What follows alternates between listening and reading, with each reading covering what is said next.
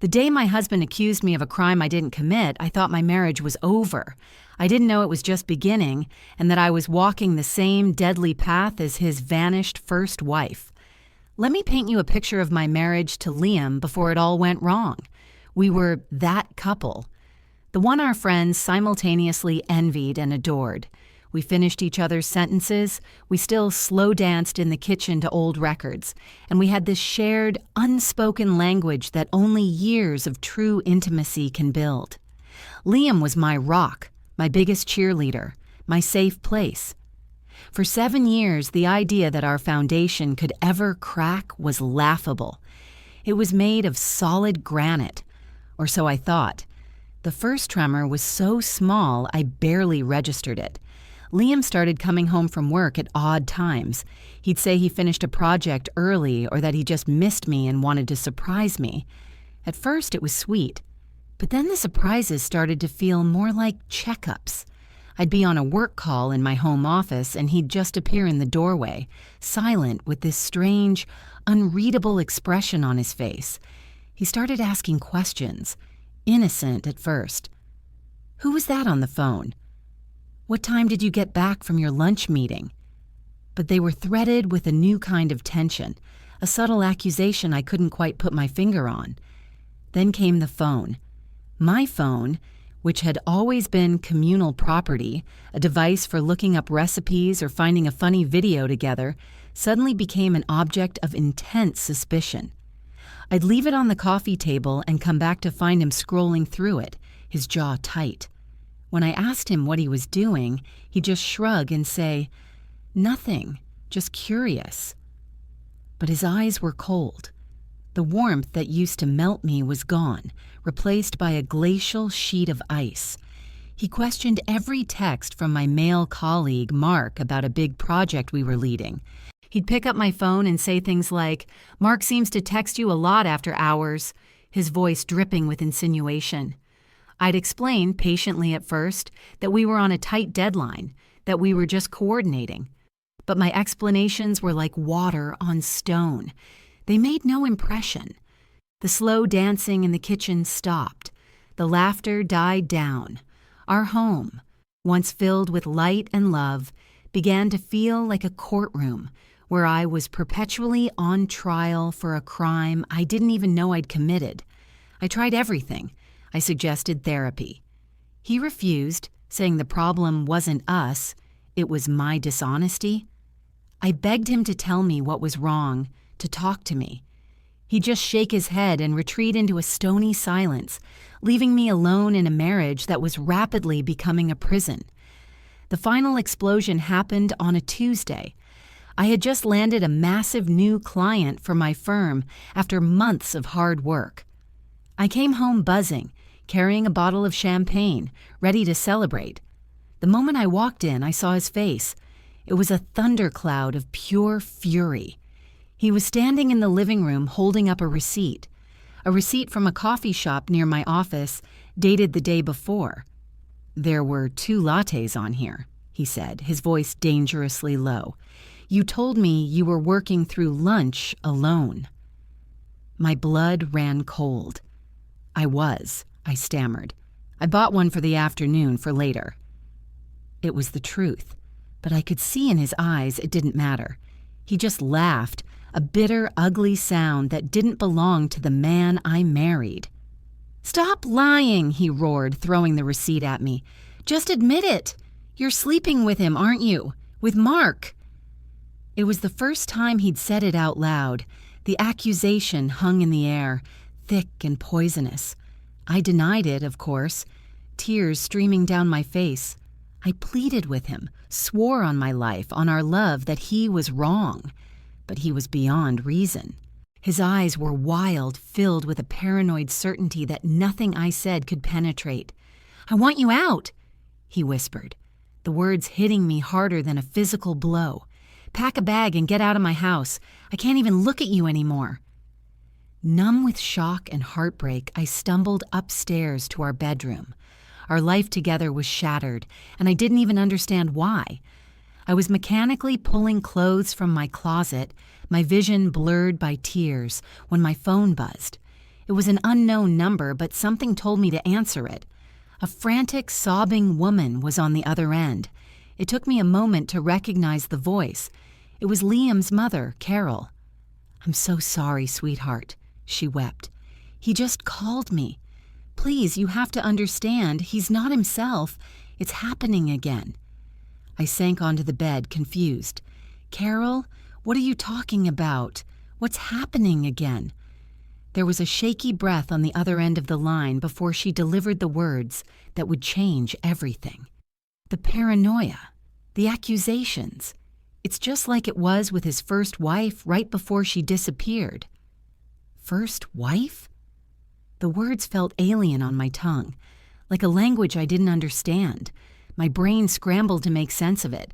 7 years of marriage, of sharing every secret, every dream, every fear. And not once, not in a single late-night conversation or nostalgic moment had Liam ever mentioned being married before. "Carol, I don't understand. Liam was never married before me." A hysterical little laugh escaped my lips. "We met in college. There was no time for a first wife." "Oh, honey," she sobbed, and her pity was like acid on my raw nerves. "There was. Her name was Sarah. They were married for 2 years right after he graduated before he met you. It was intense. He was so in love with her." Her voice dropped to a conspiratorial whisper. "Too in love, maybe. It became an obsession. He started tracking her calls, questioning her friends, accusing her of things she never did. It was exactly like this. The same look in his eyes, the same poison in his voice. We all tried to tell him he needed help, but he wouldn't listen.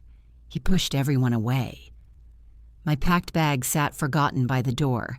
The entire landscape of my marriage was tilting on its axis, revealing a dark, cavernous underworld I never knew existed. "What happened to her, Carol? What do you mean she disappeared?" There was a long pause. I could hear her taking a shaky, rattling breath. "One night, after a terrible fight, she was just gone. Her car was gone. A suitcase of her clothes was missing. She left a note on the kitchen table. It just said, 'I can't do this anymore. Don't look for me.' Liam found it. He was a wreck for months. He told us she'd run off with someone.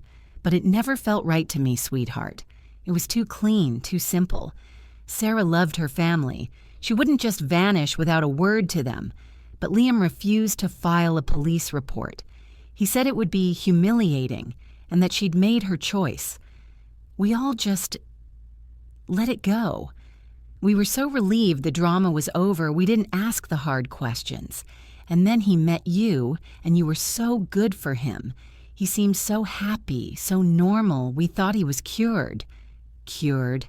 Like he had a disease that was now flaring up again, with me as the target. The phone call ended with Carol begging me to stay somewhere safe and not to provoke him. But as I hung up, a cold, terrifying clarity washed over me. This wasn't just a breakup. This wasn't about a cheating accusation anymore. This was about a woman named Sarah who had vanished, and I was walking the exact same path she had. Liam hadn't just kicked me out, he was isolating me, following a script he'd written years ago. My heartbreak was eclipsed by a primal, chilling fear. I couldn't just leave. I couldn't just become another note left on a kitchen table. I had to know.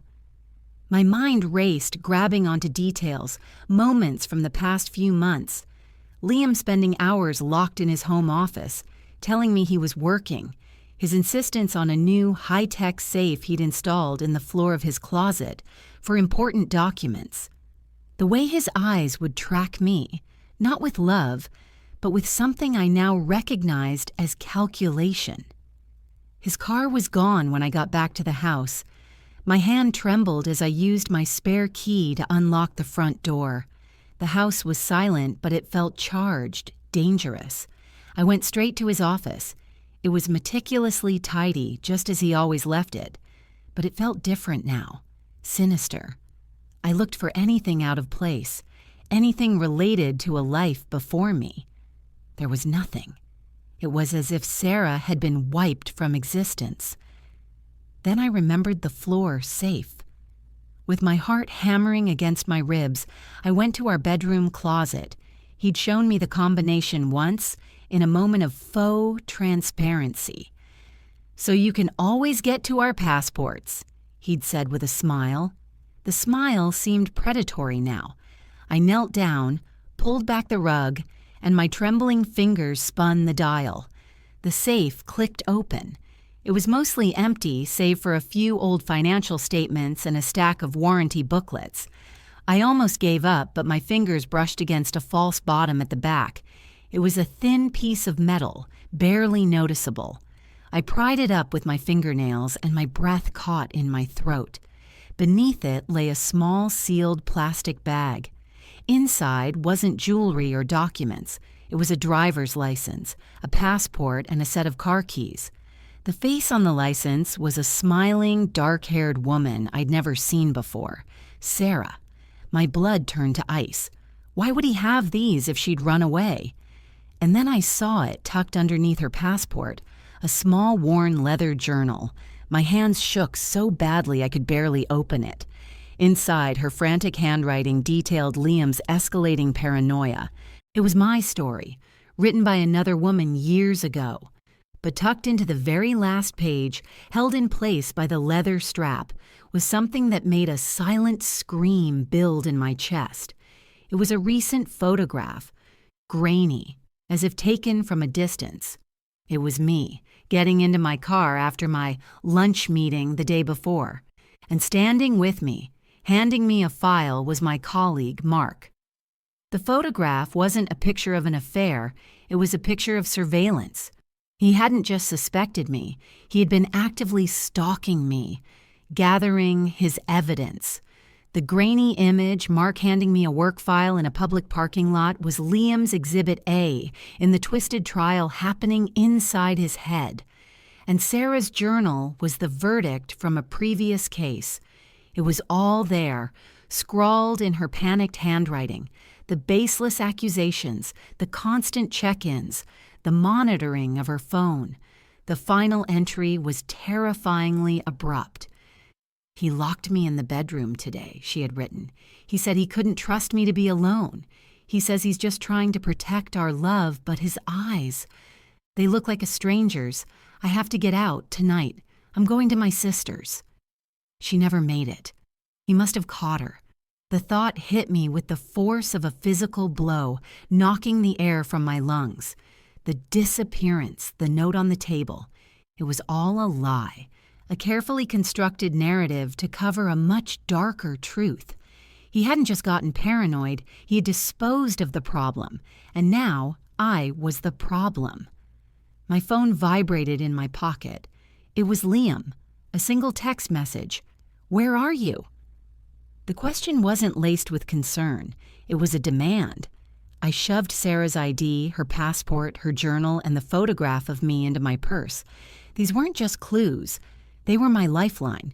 I couldn't go to the police yet. What could I say? My husband is paranoid and his first wife is missing?